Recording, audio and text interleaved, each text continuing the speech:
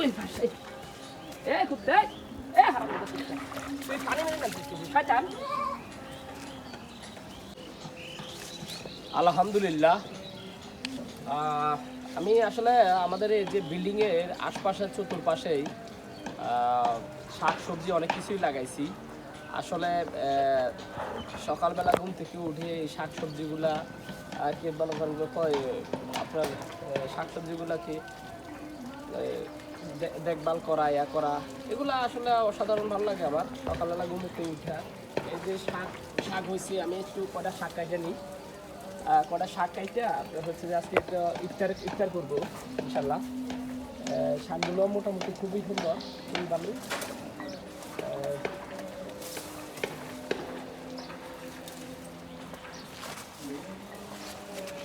লাউ শাক এই মা খুবই ভালো হয়েছে,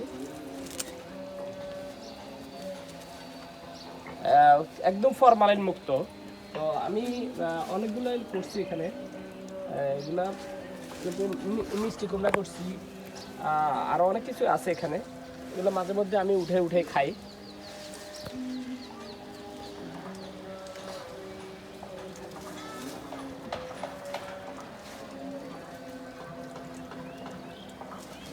লাউ শাকগুলা খুব কচি আছে।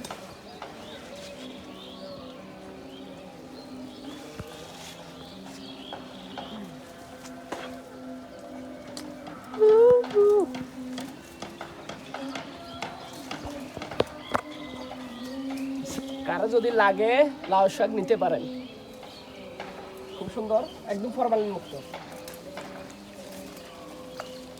আজকে ইফতার করতে পারেন আমার সাথে, ইফতারে আমার এই শাকটা থাকবে ইনশাল্লাহ।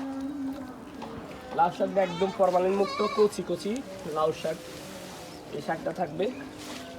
আরো আছে ওই পাশে কুত্তে হারাম তুই পানি মেরে নামছিস শয়তান।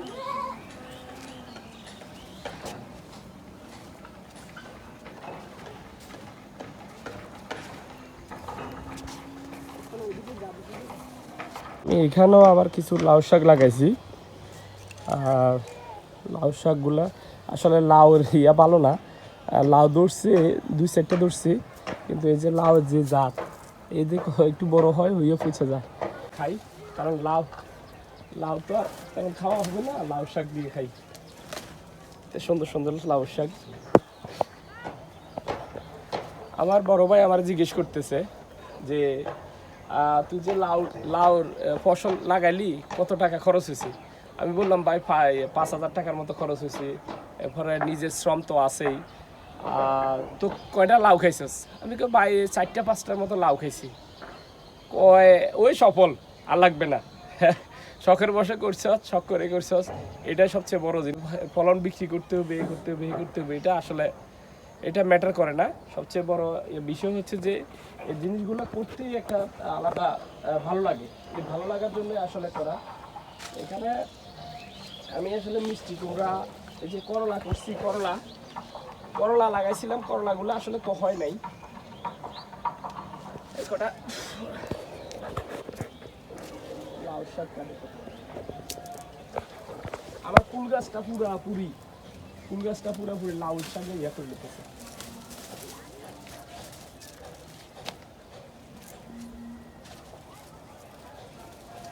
খুবই সুন্দর শাকগুলা, আসলে সত্যি কথা খুবই সুন্দর।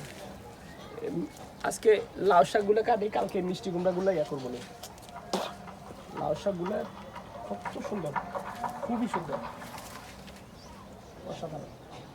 আচ্ছা, আমি জানি যে এটা খাইতেও সেই স্বাদ হবে, আশা করি এগুলো খাইতেও সেই স্বাদ হবে।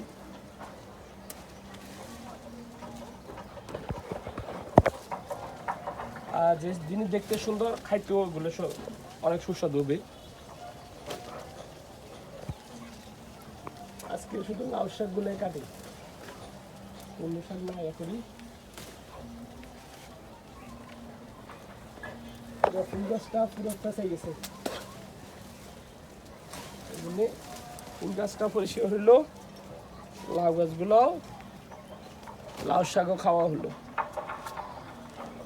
তো আসলে সবচেয়ে বড় বিষয় হচ্ছে যে আমি শাক বেশি পছন্দ করি।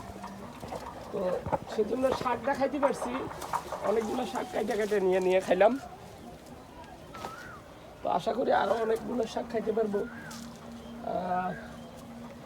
লাউর ফলন বাম্পার না হলেও শাকের ফলন বাম্পার হয়েছে।